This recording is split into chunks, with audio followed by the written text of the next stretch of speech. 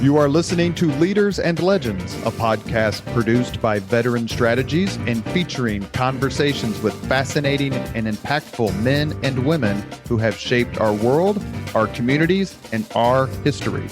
My name is Robert Vane, Principal of Veteran Strategies, and your host for our discussion.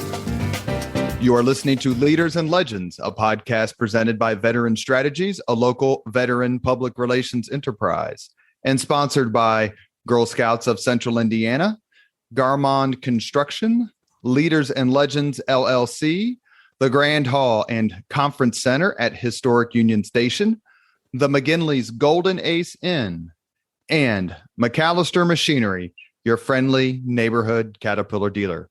You may find all your sales and rental equipment needs at McAllister.com.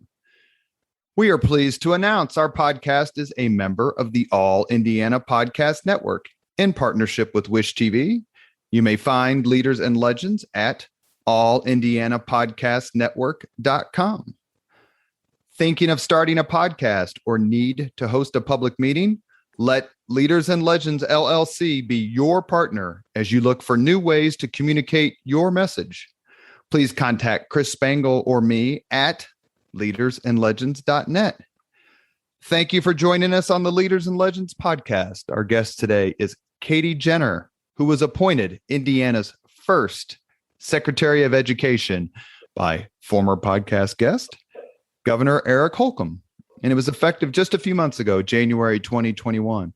We've been trying to have Secretary Jenner on the podcast for a while. She's incredibly busy, but she's been very kind to give us an hour of her time today. And we are joined by the illustrious and wondrous Danielle Shockey, CEO, Girl Scouts of Central Indiana. It's always great to see you, Danielle. Dr. Jenner, thank you very much for coming on.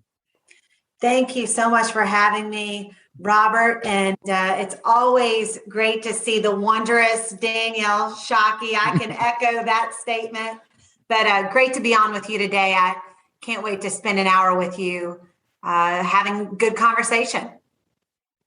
Perfect. Well, thanks, Robert. Again, always my pleasure. I don't know about wondrous. And actually, I'm a little worried about our listeners. You know, Katie and I are both education geeks. And so we're going to try to keep this fun and light and talk about priorities and vision and things that Dr. Jenner has for K-12 and maybe even pre-K career college vision for the state of Indiana. So excited to have this talk with you today. Yes, me as well. Thank you, Danielle. Yep. And I have to say, our title of the show is Leaders and Legends. And you are in this really, really exciting space in that you are a first. So for our listeners, describe what that first is, because everybody may not understand being the Secretary of Education in Indiana is a first. And why is that? Well, thank you for that question. It is, I take it very, very seriously and love every day I have the opportunity to serve Indiana. And most specifically, to do everything we can to positively impact the 1.1 million Hoosier students that we have in our classrooms. And you're right, I am the first. Governor Holcomb, I think we've had Democrats and Republican governors in the past who have worked for years and years to get to a place where the governor appoints his or her partner in education. And in this case, Governor Holcomb had the first opportunity to do so. And he appointed me, it was a couple of weeks, Danielle, after he was elected governor for his second term in November, right before Thanksgiving last year. And then our team started on January 11th, 2021. And again, are just so thrilled to be a part of right now, despite how interesting the times are. We are thrilled to serve. Oh, excellent. And so you were no stranger to Governor Holcomb when he called you in November. I don't know how far away you might have been, the next office or down at your home, but tell our listeners what role were you in also serving Indiana students just prior to the ask to be stepping into this first role of Secretary of Education? Sure. So directly prior to stepping into this role, I served as Governor Holcomb's senior education advisor.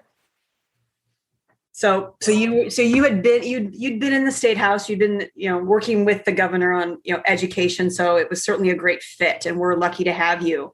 I think again, interesting for our listeners to understand that prior to your appointment, this was an elected role in Indiana, the state superintendent.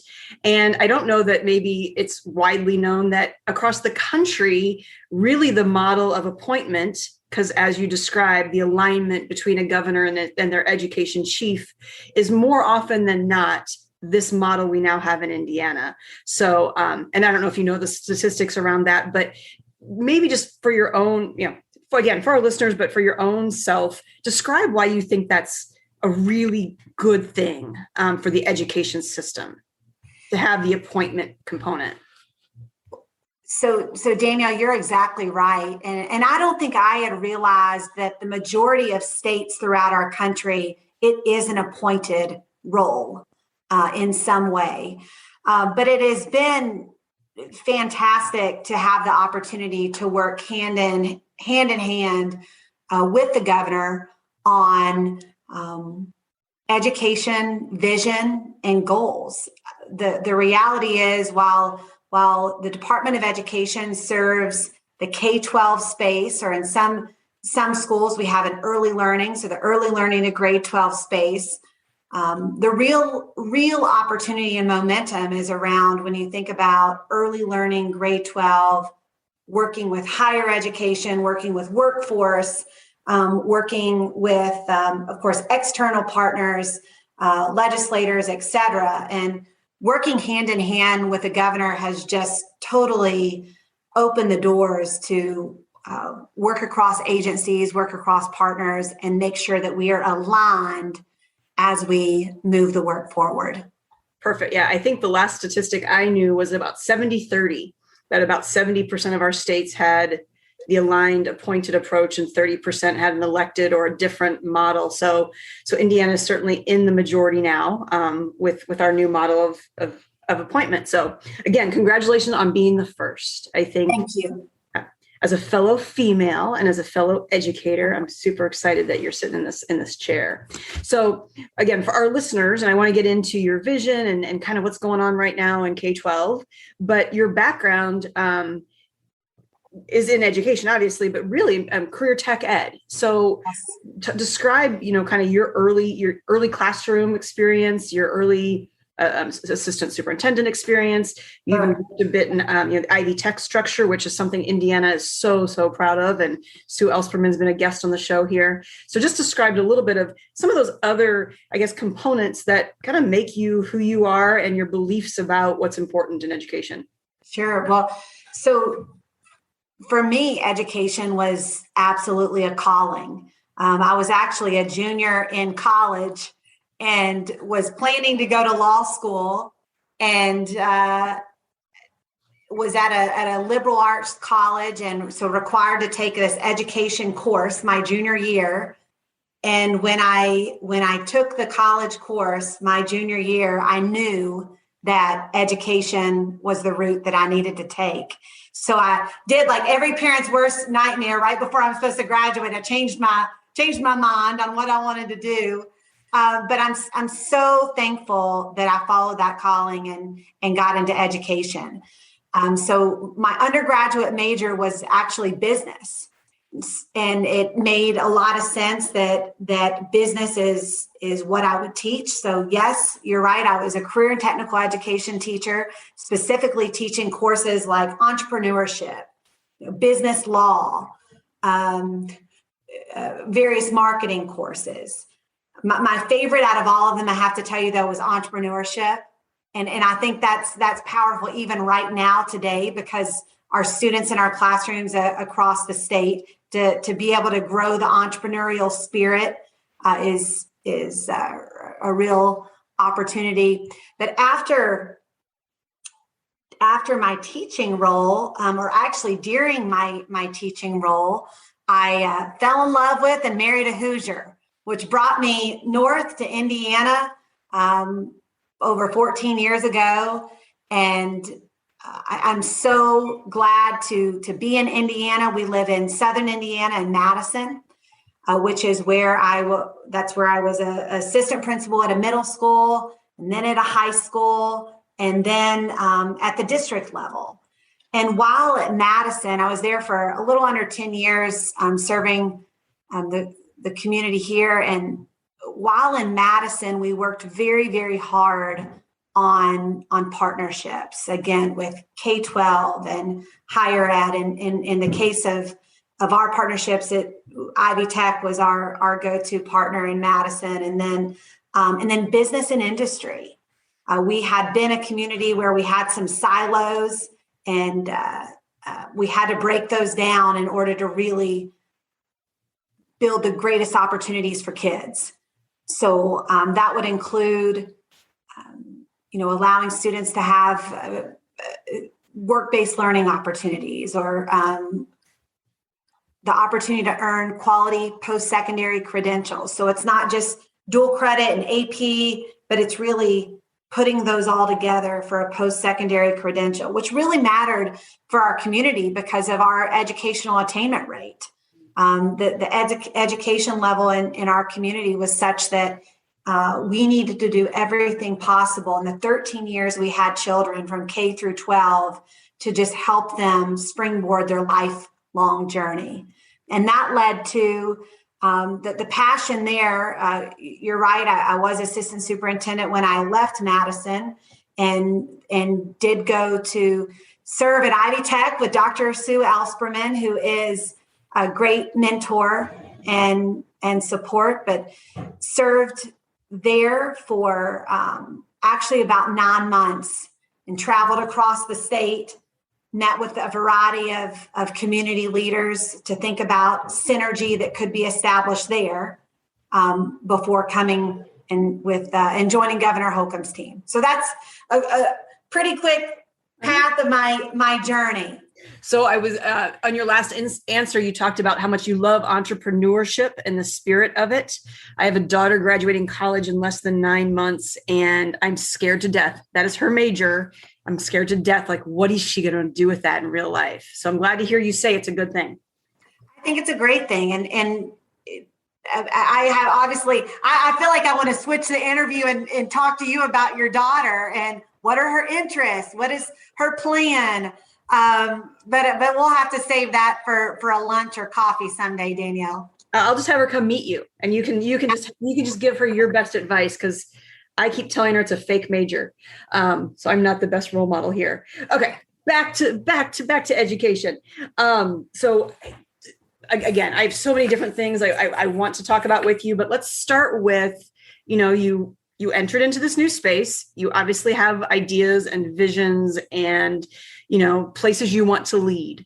So what do you see right now are your biggest, what are your biggest priorities? What are your visions for leading education, for leading the Indiana Department of Education, for education policy, for our students, for our teachers? Where are you headed? Great question. And one we could talk about for a while. I think, to sum it up in a narrow, quick way, over the past 7 months, we have spent a lot of time listening, right? Coming in, we had all the data on here's where we are. We had some data that we, of course, gained in the spring, and here's where we are. But we also needed to look beyond the numbers and really listen to people and understand what opportunities we have as a state. Where is the momentum? Where can we go? Where should we go? So we have identified through all of the listening and the data 3 pillars of focus. The first pillar is student learning and opportunity. So all about, of course, serving Indiana students in the best way possible. That includes, and I'm glad to dig into any of this that would be helpful, but Danielle, that includes expanding and supporting quality, affordable, and accessible learning opportunities, including early learning in Indiana. There's certainly, I spoke with a superintendent this morning who is in one of Indiana's biggest counties, most populated counties. And he was speaking on the opportunity in their county to really build out a quality early learning system so that when students enter kindergarten, they have the greatest opportunity for success. And you know, as an educator, that the window of opportunity for learning it's so critical that we take advantage of that early learning and early elementary school time to make sure, students are equipped with the knowledge and skills. The second strategy within our student learning opportunity is, of course, our educational fundamentals. In order to rethink what's possible at high school and create these student pathways, we have to make sure in our elementary and middle grades that students are equipped and ready for the expansive opportunities later on. And that includes literacy. And this is a big topic for you. We've talked about this. Making sure students are literate by third grade. There is so much research out there about why that is imperative. Also, STEM. Another principal I talked to actually today was someone who was interested in the elementary school principal interested in STEM certification. So really integrating STEM and project-based learning throughout their elementary curriculum. And also that includes bringing partners in at the elementary level. So exposing students to various careers even that could be possible, that might not even be in their mind. I've mentioned the pathways and blurring the lines again between K-12 higher ed, higher ed and workforce. So supporting the pathways and linkages. Also, considering what types of learning focused, bold innovations that we might consider. And I've heard. I really believe that as a state, we have an opportunity to empower our local schools and communities to do something really special with the money that's flowing in from the state and federal. We're going to have to think differently. We're going to have to try some things, and we want to do whatever we can to, of course, remove the barriers. The other one I'll mention within that student pillar is really re-envisioning how educational progress is measured, and also, strengthening our systems to provide improved information regarding our programs and results. We want to be radically transparent. Here's where we are with, and here's what we're measuring. Pillar 2, there are 3 pillars total. So first is student, second, pillar 2, educator talent, quality, and value. It is essential that we have an excellent workforce. Quality teachers change lives. Our great teachers really impact kids forever. And that includes the knowledge and skills. And that also includes caring and believing in a child that might not have that at home. It really, really is important. The other piece within that, of course, is elevating the value of our education profession. So we're looking around the state, and Danielle, I think we've talked about this some at different times, but looking around the state to try to spotlight where is the good happening. We want to celebrate that and point to that and make sure other schools might be aware of what's possible. The piece within the educator pillar is doing everything we can to recruit talent. And that includes racially and ethnically diverse teachers. That includes our high need areas. But we really have an opportunity to improve there and must lean in on that.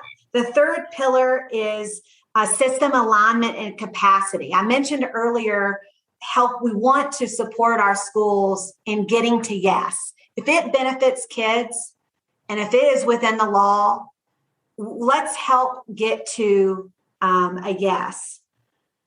This also includes, supporting some real-time solution finding, such as, I've mentioned student pathways repeatedly, and I'll keep doing it. But we have some schools and communities around our state that have that synergy established, where they really have that local economic engine moving.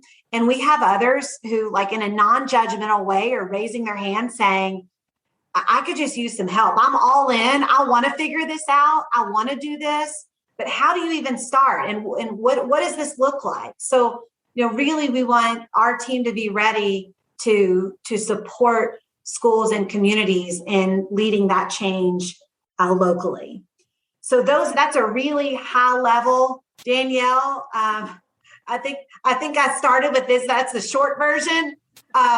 So just again, a lot of passion and excitement around what's possible. And those pillars came directly from listening to Hoosiers and looking at our data and where we are. I can picture there's an infographic coming with those pillars, if not already in front of you. There is an infographic coming. All right, very good. So you'll get an early preview, but yes, yes. I love it. So Indiana's often, because you just described, I love your last one, systems alignment and so forth, but then you also described in my mind kind of this alignment even within state government, right? From you described early learning all the way to workforce attainment, right? And that looks different in every community, and every community is somewhere on that journey of providing all parts. So I have to wonder, is there in your vision, or I know you can't speak for the governor, but the governor's vision for either continued or greater even agency alignment, meaning, IDOE is K-12, pre-K-12, but then there is early learning and its own systems and its own agencies. And then there's the Commission for Higher Education, and Teresa Lubbers has been a guest, also an amazing woman. Is there additional ways that alignment has to happen, and almost in a role model sense, so our communities can see, what it could be like, or is it working just the way it is, just fine right now? And just curious what your thoughts are. So we are, by the way, several of the names that you keep repeating are absolutely role models and mentors of mine, and it sounds like probably yours as well. But we know that we're better when we work together. Absolutely. Commissioner Lubbers, our Commissioner for Higher Education, we talk probably every other day and all about system alignment and how can we best blur the lines, but also, to your point, to lead by example, to link arms together and lead by example at the state level. When we also think about workforce, for example, Department of Workforce Development, and even our industry partners, we absolutely must lean in and work together. We are certainly have the greatest opportunity to impact Hoosiers when we're aligned with a vision and a mission forward. And I think some of that alignment even comes with, career relevance. We all across the board, you think about K-12, higher ed workforce, we all really are thinking about making sure our space is relevant to what the future of work is. Also, we've talked about already, but educational attainment and the attainment of an individual. Of course, we at the high school level certainly want them to leave with a Core 40 diploma or an academic honors, technical honors diploma. And we also are seeing some high schools across the state help students earn a post-secondary credential, which is powerful because even if life hits them after high school, no one can ever take that away, right? So the educational attainment, and that connects to the higher ed. And then the third there is the economic mobility. With educational attainment and with the skills and knowledge, economic mobility is then possible for an individual. And I think those three things extend across every single one of our areas. And those are probably, if you want to look behind the curtain, those are probably the three topics, three themes that we discuss and work towards building out systematically to support Indiana citizens. You mentioned teacher recruitment, teacher retention. I can't agree more. A great teacher makes a world of difference, even just one. But we wish they had 12 years in a row of great teachers. What is your strategies, I guess, for the pipeline, and for then once they're in our classrooms, for the retention of great educators? Any thoughts on that? Absolutely, and I think we have to start with the data. What does it look like? And so earlier this year, we partnered with REL Midwest and published a study. So I'm just going to lay out some data really quick that definitely draws a data story, draws a picture. Today, fewer than half of all of our Hoosier students who start a bachelor's degree in education are completing that program. Only about 1 in 6 of those students actually entered the teaching profession in an Indiana classroom. And of course, again, this is more compounded when it comes to attracting racially and ethnically diverse Hoosiers to the profession, as well as our high need areas, our STEM areas, our special education areas. So our Indiana teacher pipeline is imperative that we have excellent teachers in the classroom. Danielle, you know the data. It really, really matters. And the fact that our pipeline is leaking, we are not alone. Almost every state in the country, if not every state, also has a leaky pipeline. But we must focus on it, and we must continue to improve it. I shared with you earlier the importance of really elevating the mission and value of Indiana's K-12 educators. I think over the past decade at different times, we've taken it to the chin at different points. And I just encourage any of the listeners to thank a teacher. Make sure you are expressing the appreciation. As educators, we get into it, and Danielle, you were a teacher too. We get into it for kids. Yep. That is our why, doing everything possible to help our kids and our community. The second is, again, I mentioned this earlier, recruiting more of Indiana's best and brightest to join the profession. And I'll mention a partnership that Ivy Tech and Marian University recently announced. Where high school students can earn their first year of college during their junior and senior year in that educator pathway. And then following high school graduation, they would leave with that 1 year. They could immediately transfer to Ivy Tech for the associate degree and then to Marian University, or they could graduate and go straight to Marian University, where I want to, I'm trying to remember the exact number, but for under $50,000 in 4 years, they could leave with a master's degree in education. And so again, but that's a major partnership, right? You have a public community college system, a private 4-year university trying to work together to benefit Indiana's educator pipeline. And we want to see more of that, and we will elevate and celebrate more of that. Thirdly, we want to make sure our educators have access to effective professional and leadership development. This includes training in how to teach reading, for example, or how to expand STEM models in the schools, or how to even increase or better develop student pathways. And the last one that I'll mention is also our data systems. We've talked a little bit about, we talk about this with other industry sectors. What's the supply of students out of college? What's the demand for the business, for the industry, and is the student getting there?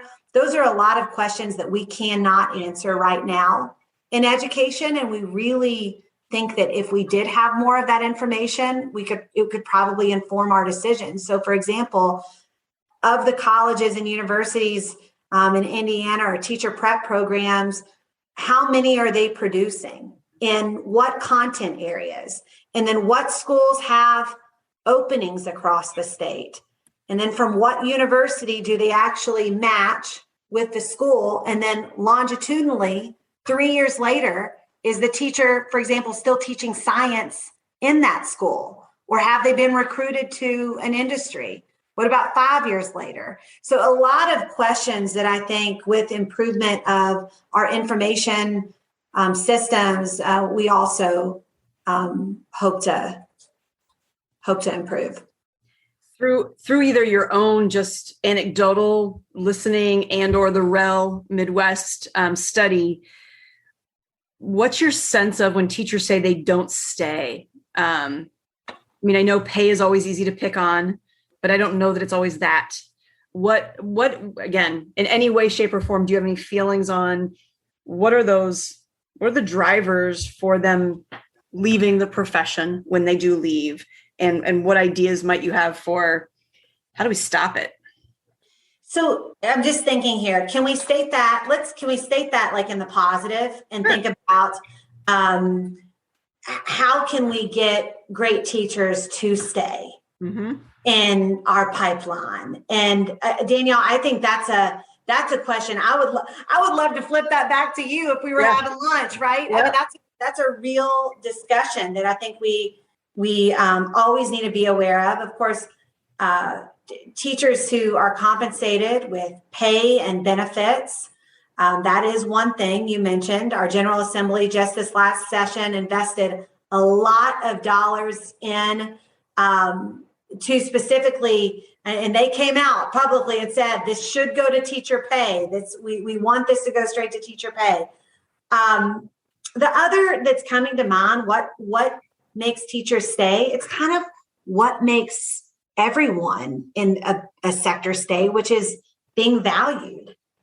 And so making sure our educators feel valued for the difference-making work they do day in and day out for kids. Thirdly, and again, this is just you and me talking, so I want you to add some as well. But the other is, a lot of educators get into it because of the purpose. I mean, there's a fire inside of us because our purpose is to make a difference for kids, and our purpose is to serve. And so we have to make sure we're doing everything possible to keep that fire burning inside the individual person, which could even be who you surround yourself with in your school. Mm-hmm. And are you surrounded by people who lift you up and who are collaborative? That's really, really important in the school environment. I could go on and on. What do you think? What did I miss there? Well, no, I always, again, as a principal myself, and as working at the Department of Ed, talking to aspiring educators, I always talked about, as you go to interview, you need to find the match that fits you, as well as you're interviewing that school district as much as they're interviewing you. And so to your point about that match, ask, I think that's really important, the climate and the culture that fits kind of your belief system. Yes. But I also, I would be like, if this is truly a lunch conversation, I'll be really, really transparent. I was in education for 20 years. I was at the Department of Ed for 4. And before coming to Girl Scouts, I had about 9 months where I was not sure where I wanted to go with my life. And it was the first August where I wasn't going back to school, either as a student, as a teacher, or as an administrator in this 1 year's time. And I started to panic. And I had a friend who I'm like, oh my gosh, what folders and crayons do I need to buy? But it was just like, oh, this is very strange. And I had a friend who was a principal who had a teacher who had set up her classroom and because of an illness wasn't able to start. And so she called and said, "Hey, I know you're in the middle of a transition. Can you come help me open this classroom?" She's like, "I know nobody better." And I'm like, "I don't know about that. It's been a long time." And she wanted me to teach second grade. And so I went and taught second grade from the start of the school year to almost Thanksgiving. And this was just 3 years ago. And Katie, this is just friend to friend. I called some of my teacher buddies who I had been their principal. And I said, "Oh my gosh, I had no idea what this felt like." Like the number of things we're asking of our teachers was very different now than when I started my career. And so I do think there's something there. How do we make sure you said about the fire staying lit, maintaining the joy, in what they do. And there's a huge administrative, what feels to be administrative burden in schools, as well as just the accountability. I mean, again, from the time I started teaching to today, and believe me, I voted for some of that accountability. I think it's the right thing.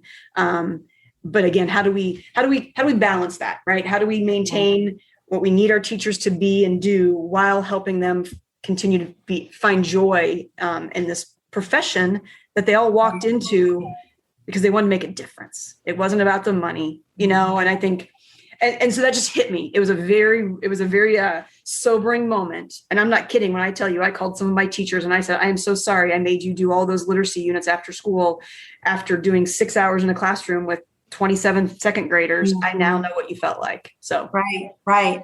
And what I hear you say, which is echoed repeatedly, and I'm glad you brought that up, but let's keep the focus on what really matters. And then what other pieces can we set to the side and just really get to the heart of what matters for a child. Mm-hmm. And you mentioned, Danielle, accountability. For the past decade plus as a nation, we have had an accountability system that has been primarily assessment focused, or in some cases, 100% assessment focused. I think now there's a great momentum and a real opportunity to rethink what are the handful of characteristics that we want our children to have when they graduate high school. And one would include academic mastery, certainly the knowledge side. But there are a lot of other characteristics that we need our Hoosier students to have. I mean, we need them to be hardworking and resilient. We need them to have the civics, digital, and financial literacy. We need them to have these collaboration skills, communication skills. So there are a number of other really important characteristics that we need our kids to have. And how do we think about where we want our students to be in Indiana, where we really want our kids to end up? You just had a recent graduate, right? And then how do we backwards map that so that in elementary and middle school, yes, there's an academic mastery component, and there's also these other, sometimes they're called soft skills, right? But these other areas, these other employability areas, they're so important to develop as a person for life, for success in life. And I think now is a prime time. And that goes back even to when we talked about the strategy about really rethinking the measurement of how we're measuring student outcomes. I think that you hit exactly on what we need to kind of move towards, and we will. Yep. I think, accountability system that measures all the things you just described. I think I personally believe it still needs to measure growth because, we have those students that come in years behind. And if a teacher can move them up 18 months and 9 months in the classroom, there should be some credit, if you will, towards that. Yes.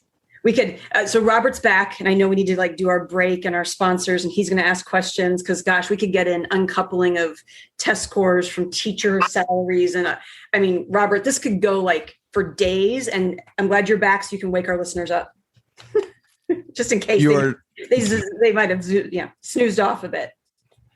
You are listening to Leaders and Legends, a podcast presented by Veteran Strategies, a local veteran public relations enterprise, and sponsored by Girl Scouts of Central Indiana, Garmon Construction, Leaders and Legends LLC, the Grand Hall and Conference Center at Historic Union Station, the McGinley's Golden Ace Inn, where I had lunch earlier today, and McAllister Machinery, your friendly neighborhood Caterpillar dealer. Our guest is the Indiana Secretary of Education, Dr. Katie Jenner.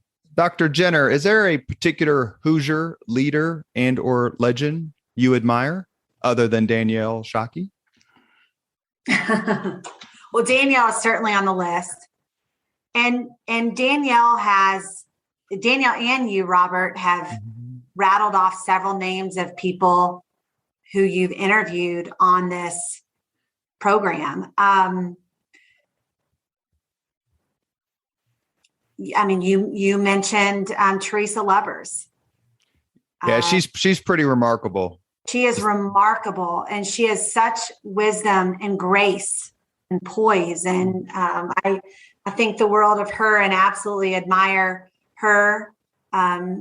Certainly, the governor has been someone who has come in even during COVID with such a level frame of mind. I've appreciated learning from him.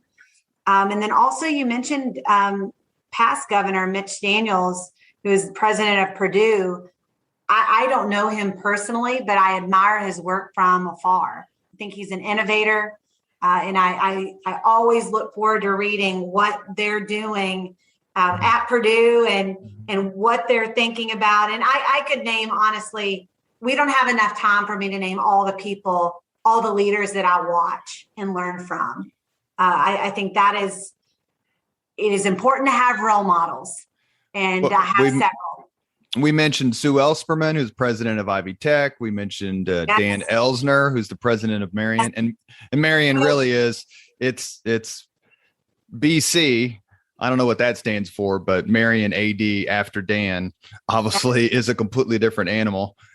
We mentioned Fred Klipsch, who we both think the world of. Yes. You're right, Robert. We talked about all three of those before we started recording. I know. So let's add those to the list too. But I mean, we're really actually fortunate in Indiana to have so many thought leaders who, Dave Shane. I mean, we could go on and on about thought leaders in Indiana. Marianne Sullivan. There's just a tremendous number. That was actually, you anticipated my question as we were kind of going through names, right? And there are so many, Bob Boehning, representative, he's been terrific on education issues for a long time. But we are blessed. David Harris is another one. Bart Peterson, even Greg Ballard, my former boss, who was fully in the charter school movement for sure. We are blessed. We are lucky to have folks who take an expansive view of how parents choose their schools and how they get to choose their schools. I'm lucky. My kids went to Roncalli. They went to private school because I could afford it. But one of the things that Indiana has done so well is expand parental choice. How do you think that has made a difference in the education landscape? Well, let me start with just my personal experience. I mean, you probably know the biggest form of school choice in Indiana is actually traditional public to traditional public. And I can remember very clearly when I was at Madison and that law passed. And initially it was like, oh my gosh, what is happening here? But I tell you what, and I've shared this story with multiple people, it really caused us to look in the mirror and even raise the bar beyond what we thought we could do. So the other thing, I think, when you led with parents, right?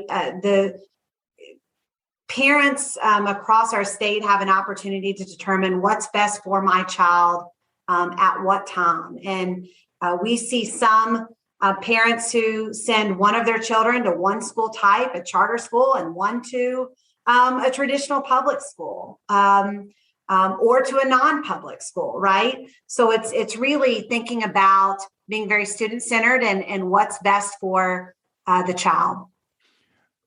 So when it's back to school night at the Madison Consolidated School System and you come walking in, I mean, is it just like, are there like trumpets, or some sort of red carpet? I mean, do your kids go, yeah, tell my mom I'm not doing a good job at school. I want to hear you tell my mom. What's it like when you visit these schools? Or your kids, do they understand like what an important person and you are, what an influential and terrific advocate you are for all students?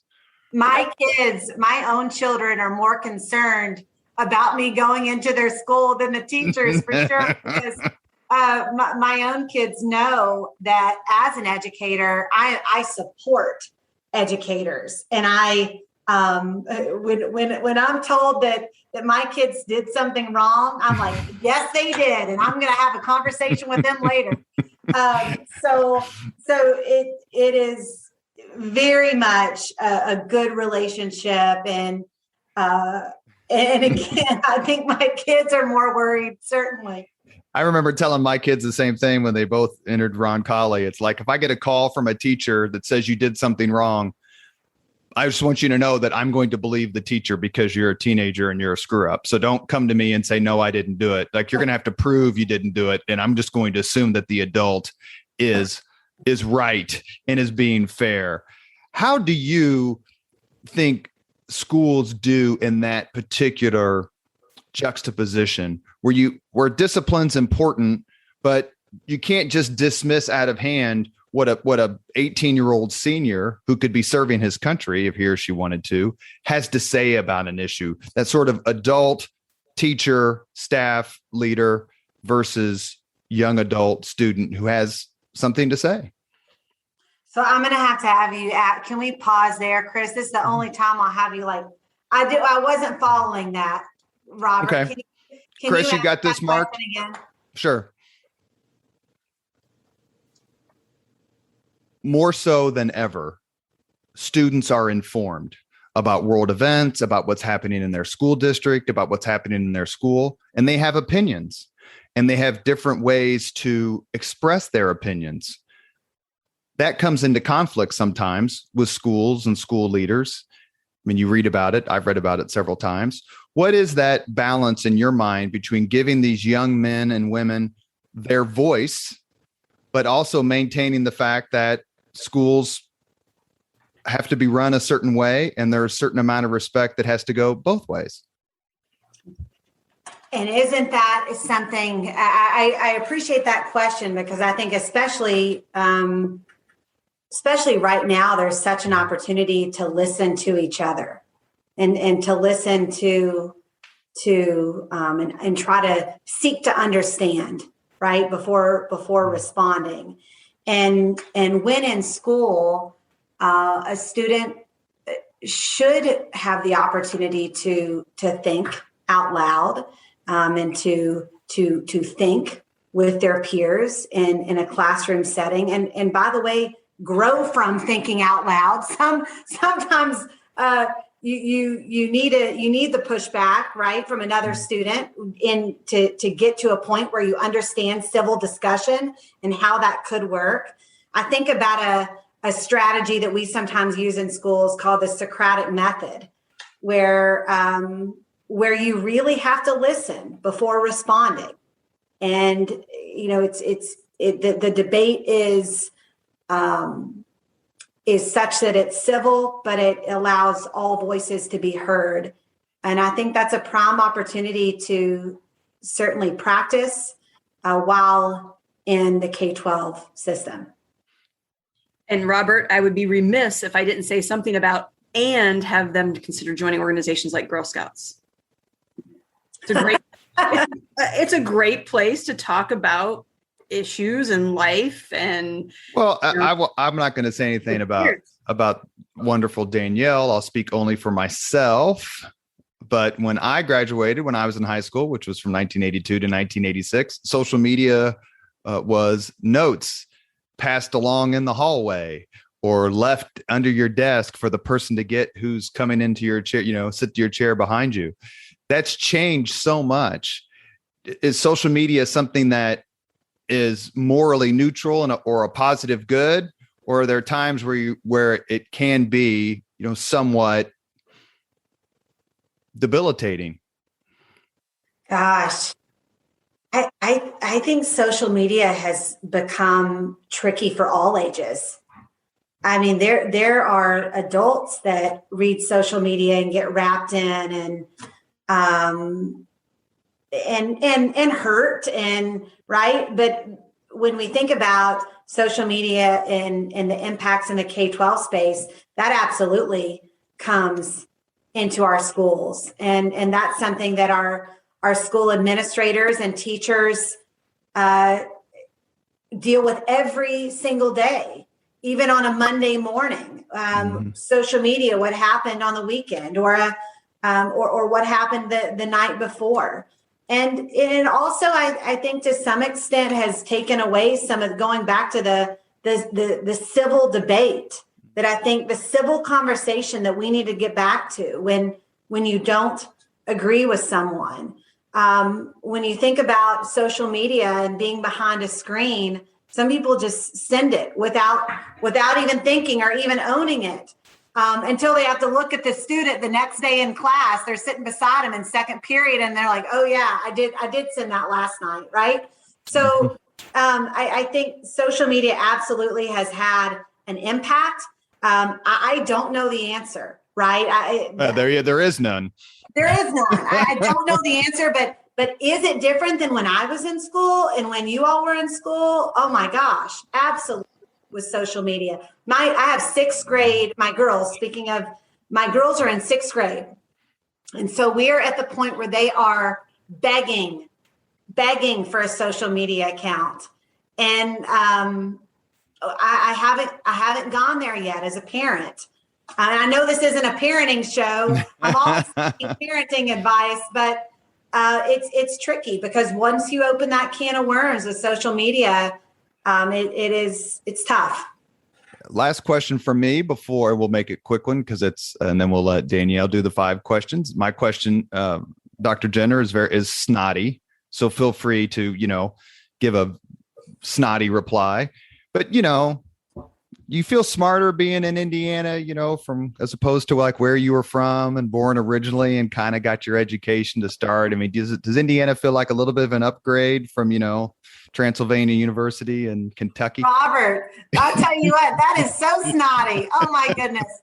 Now, I absolutely love Indiana and love serving the Hoosier State. I love living here. We are raising our family here, and we will be here. So it is a real. I'm so thankful that I fell in love with a Hoosier, and he brought me over the Ohio River. Yes.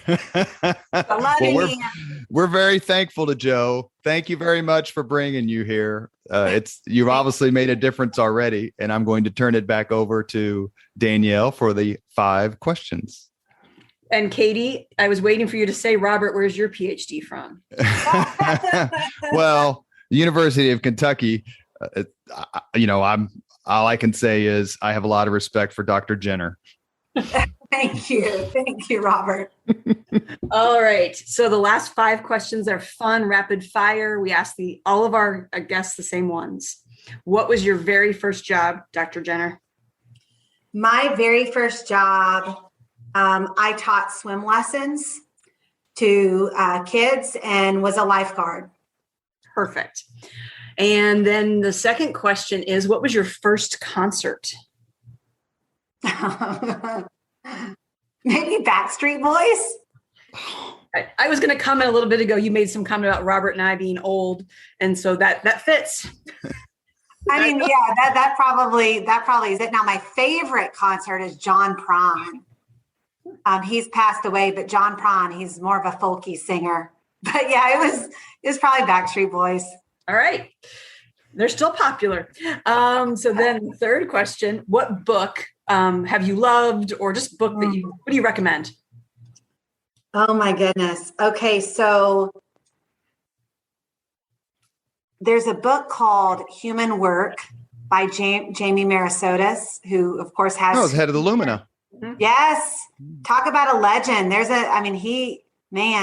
I follow his work, but he wrote a book called Human Work. And it really does capture some of what we talked about with the opportunities to build a educational workforce continuum and system. So I've really liked that recently. I always on my bedside table keep a workbook, like a work for work professional, a fun book, like a beach read, and then a journal. I'm a big journaler, and then my Bible, always on my bedside table. So, and then those just, the fun book and the workbook just move in and out. But probably lately on the work side would be Human Work by Jamie Marasotis. Very good. Danielle, may I note that Jamie Marasotis was a guest on the Leaders and Legends podcast. There you are. All right. Really? Mm-hmm. Yeah. Very good. You're in great company, Katie. The fourth of the 5 questions, if you could witness a moment in history, be there when it happened, what would you wish to have seen? I'm going to have to think about that one. Has anyone ever not answered a question because they needed to think about it or sleep on it? We like to hear the thinking process because thinking process. Well, Abraham Lincoln is a leader that I like to read about.